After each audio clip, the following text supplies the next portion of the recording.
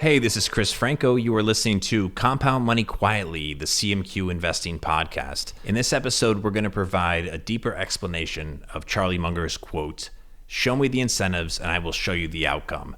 Now, I'm going to explain the quote in my own words, but we put a lot of time into this episode, and I'm excited for you to listen. After my explanation, which is very short, we have much more content about incentives from Charlie Munger. We have real-life examples from FedEx, from Xerox, from the New Orleans Saints, and we actually bring Warren Buffett into this conversation around incentives as well. So excited to get your feedback. We wanted to make it really useful for you. With that out of the way, let's explain the quote. So let's tackle this in reverse. An outcome is the end result. It's the consequence of actions or the consequence of behaviors. Behaviors produce outcomes. What causes behaviors? Incentives. Incentives are motivators. They motivate people to behave in a certain way. So if you know what the incentives are, you can better predict what the outcome will be. And if something has already happened and you're trying to understand, why would this happen? Why would people behave like this? Figure out what the incentives were. The answer is in the incentives. In 1995, Charlie Munger gave a speech at Harvard University where he outlined what he called the standard causes of human misjudgment. The very first cause that he mentions is related to incentives. It's called the under-recognition of the power of incentives. Here's what he said. "I think I've been in the top 5% of my age cohort all of my life in understanding the power of incentives, and all my life I've underestimated it. Never a year passes, but I get some surprise that pushes my limit a little farther." So what he's saying in short is, look, I've known incentives to be very, very important, and I think I've always understood the power of them, but every year I'm reminded not only of the power of incentives, but I'm actually reminded that they're more powerful than I thought they were. So that's really important. And it's also telling that this is the very first cause of human misjudgment that he lays out. Now, the third cause of human misjudgment from this speech is incentive cause bias. This is the tendency to believe in what you are doing, saying, or selling. Now, in my own notes here, I wrote, we can think of it as incentive cause blindness, blindness to your own BS. Here's what Charlie said. Incentive cause bias, both in one's own mind and that of one's trusted advisor, where it creates what economists call agency costs. Here, my early experience was a doctor who sent bushel baskets full of normal gallbladders down to the pathology lab in the leading hospital in Lincoln, Nebraska. And with that quality control for which community hospitals are famous, about 5 years after, by the way, I just realized he's being sarcastic there. And with that quality control for which community hospitals are famous, about 5 years after he should have been removed from the staff, he was. And one of the old doctors who participated in the removal was also a family friend. And I asked him, I said, "Tell me, did he think here's a way for me to exercise my talents?" This guy was very skilled technically. Did he think that, hey, I can make a high living by doing a few maimings and murders every year along with some frauds?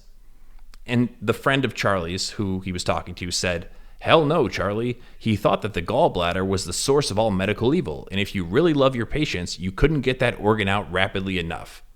Now that's an extreme case, but in lesser strength, it's present in every profession and in every human being, and it causes perfectly terrible behavior. If you make sales presentations in brokers of commercial real estate and businesses, and he says, "I'm 7 years old and I've never seen one of these presentations that was even within hailing distance of objective truth."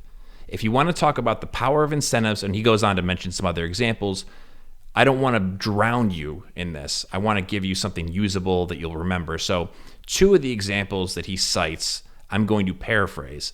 The first is Federal Express. So in this speech, Charlie describes how changing the incentives at Federal Express changed the outcomes. So what happened was FedEx had a night shift, and that night shift was failing to move fast enough to meet the requirements for the whole system to work.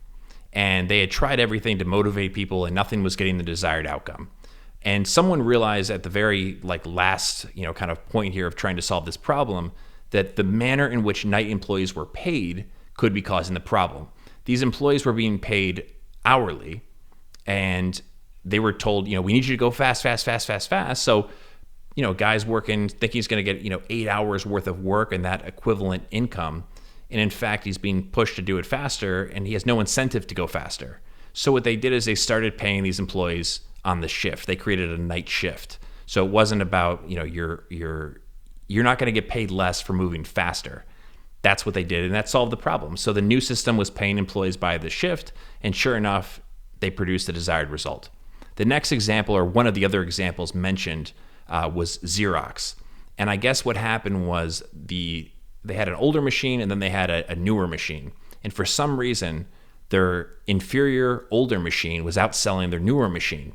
And they realized that the sales team's commission structure had actually incentivized them to push more aggressively the older machine. They changed the incentive, they got a different outcome. In a different conversation, and this is a good transition into our wrap-up points about perverse incentive systems, Charlie once said the following: everywhere there is a large commission, there is a high probability of a ripoff. So what we can do with this is anytime someone is selling you anything, find out how they make their money. If they're making most of their money based on a commission, make sure you think through all the reasons why you actually need what it is they're trying to sell you, because they have no incentive to tell you that you don't need it. Someone making a big enough commission would sell you a car if you didn't have a license, because, hey, you're going to need a car eventually. Or you could take pictures for Instagram and you'll look like a driver. That's what incentives do. And they can often not only cause us to get into something that isn't good for us, but they can also cause us to act poorly. I'm not suggesting that the salesperson's acting poorly on purpose. This is going back to what Charlie said about incentive-caused bias, or what I called incentive-caused blindness to your own BS. Perverse incentive systems are extremely important for us to all be aware of. Here's what Charlie had to say. You do not want to be in a perverse incentive system that's causing you to behave more and more foolishly, or worse and worse.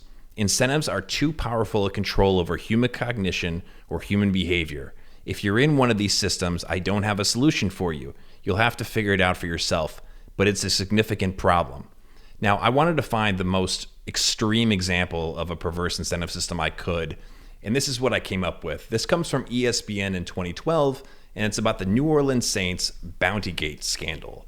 New Orleans Saints players and at least one assistant coach maintained a bounty pool of up to $50,000 the last 3 seasons to reward game-ending injuries inflicted on opposing players.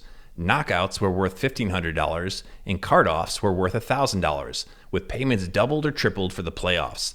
The league said between 22 and 27 defensive players were involved in the program, and that it was administered by defensive coordinator Greg Williams, with the knowledge of coach Sean Payton. The investigation by the league's security department determined that an improper pay-for-performance program included bounty payments for players for inflicting injuries on opposing players that would result in them being removed from a game. And again, this is from ESPN in 2012.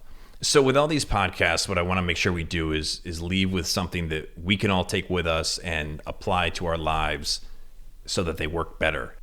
Here's what Warren Buffett said about the power of incentives at the 2015 Berkshire Hathaway annual shareholder meeting. Charlie and I, we really believe in the power of incentives, and there's these hidden incentives that we try to avoid. One we have seen, both of us, more than once, is really decent people misbehave because they felt that there was a loyalty to their CEO to present certain numbers, to deliver certain numbers, because the CEO went out and made a lot of forecasts about what the company would earn.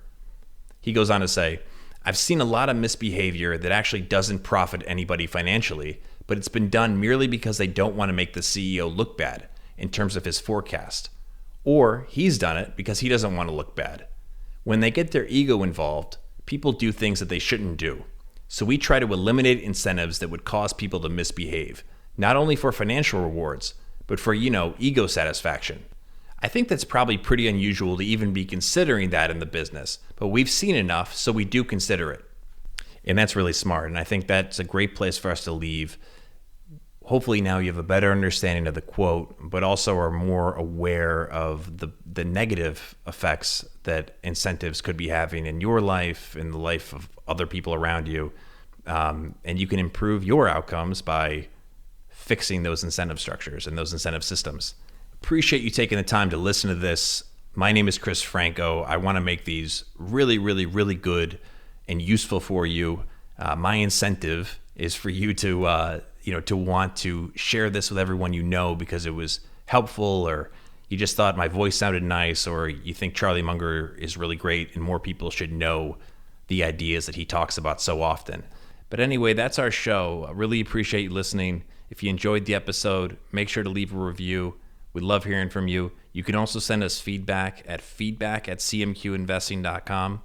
And speaking of cmqinvesting.com, you can head over there and sign up for our free newsletter where we post original long-form content about investing and other topics related to the worldly wisdom that's so important for you as you go on your investing journey. Until next time, we'll see ya.